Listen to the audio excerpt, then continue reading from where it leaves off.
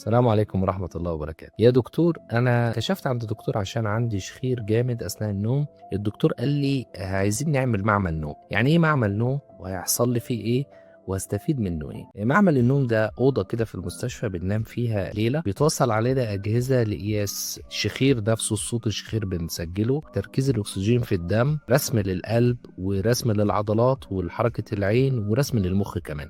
الحاجات دي بنستفيد منها معلومات، نقدر نشوف المشكله اللي بتحصل اثناء النوم ديت الشخير ده درجته ايه، قطاع النفس اثناء النوم نقدر نعده كام مره، وبيأثر على اكسجين الدم ولا لا، بيأثر على القلب او على رسم المخ ولا لا، وبالتالي بنقدر نحدد له درجته. كمان بنستفيد ان احنا بنعرف اذا كانت المشكله دي مشكله انسداد في المجرى التنفس نفسه، وده غالبا بنحتاج له نحل المشكله جراحيا او نشيل المشكله اللي عامله مسد النفس اثناء النوم، او المشكله جايه من المخ نتيجه نقص الاشارات اثناء النوم اللي بتوصل للجهاز التنفسي، عضلات الجهاز التنفسي اللي بتخلينا نقدر ناخد نفسنا كويس واحنا نايمين. طبعا الحاله ديت ما بيستفيدش المريض ابدا من اي تدخل جراحي، لان ما فيش انسداد في مجرى التنفس، المشكله في الاشارات المخ، او خليط ما بين الاثنين، ميكس ما بين المشكله دي والمشكله دي.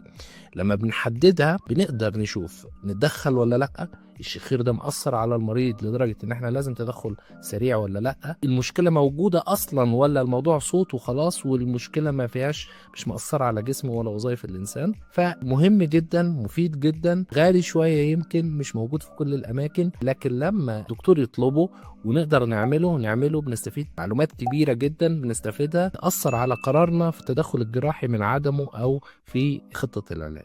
وألف ألف مليون سلامة. لو فيديوهاتنا دي بتعجبكم يا ريت ما تنسوش تعملوا لها لايك وتعملوا اشتراك للقناة. وألف ألف مليون سلامة.